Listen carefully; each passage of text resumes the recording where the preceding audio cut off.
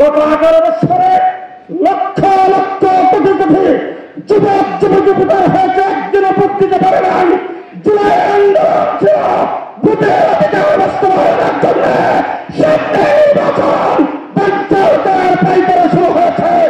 আমরা সেই পাইকারাকে রুখে দিতে চাই, রুখে দিতে চাই, রুখে দিতে চাই।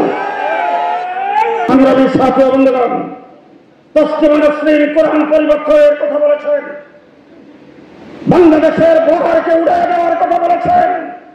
তখন তোমাদের কোনো রাস্তায় পাওয়া যায় নাই।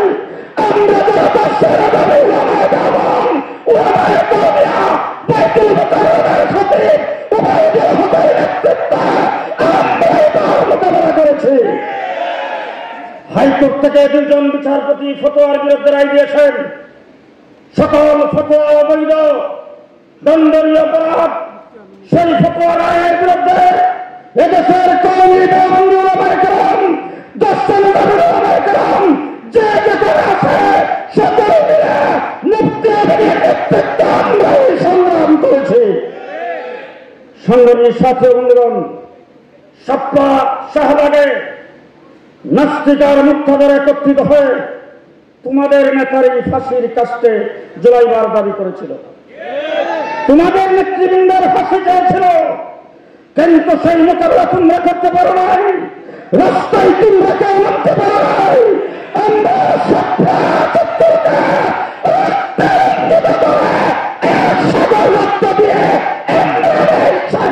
সরকারকে প্রতিহত করেছি। আমাদের ইতিহাস, রক্তের ইতিহাস।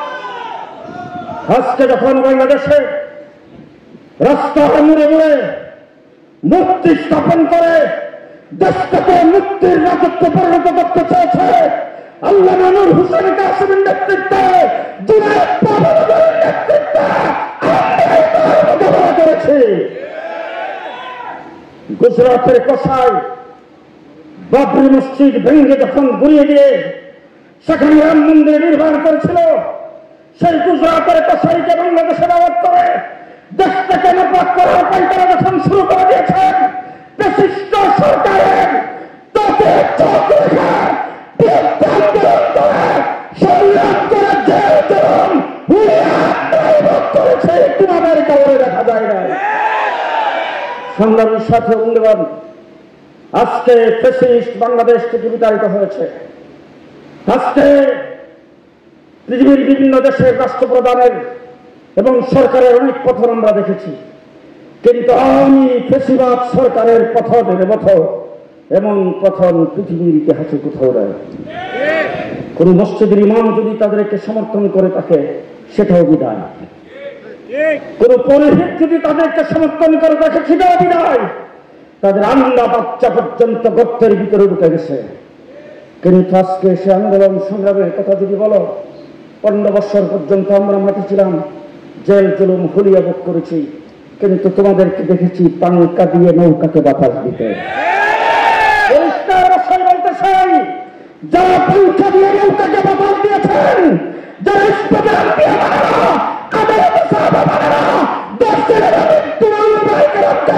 মসজিদ থেকে বের করে দেওয়ার কথা বলে তাদের সঙ্গে আত্ম হবে না,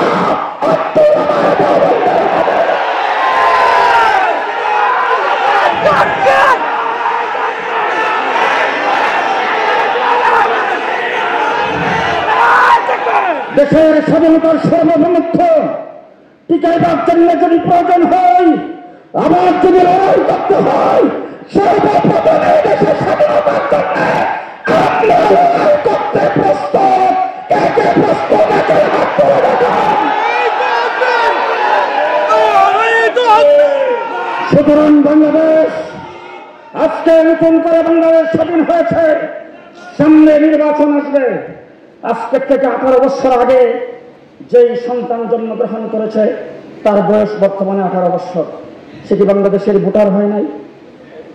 জি, 18 বছর আগে যার বয়স 7 বছর ছিল সেটি ভোটার হয় নাই। গত 18 বছরে লক্ষ লক্ষ কোটি কোটি যুবক যুবতীদের হয়েছে, একদিনও ভোট দিতে পারে নাই। জুলাই আন্দোলন ছিল ভোটের অধিকার বাস্তবায়নের জন্য। সামনে নির্বাচন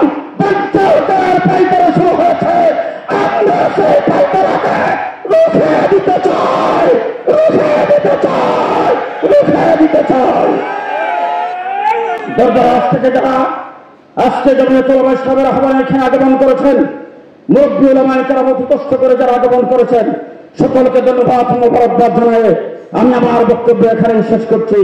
নাসরুম মিনাল্লাহ, ফাতহুন কারীব, ওয়া বাশশিরিল মুমিনিন। আসসালামু আলাইকুম।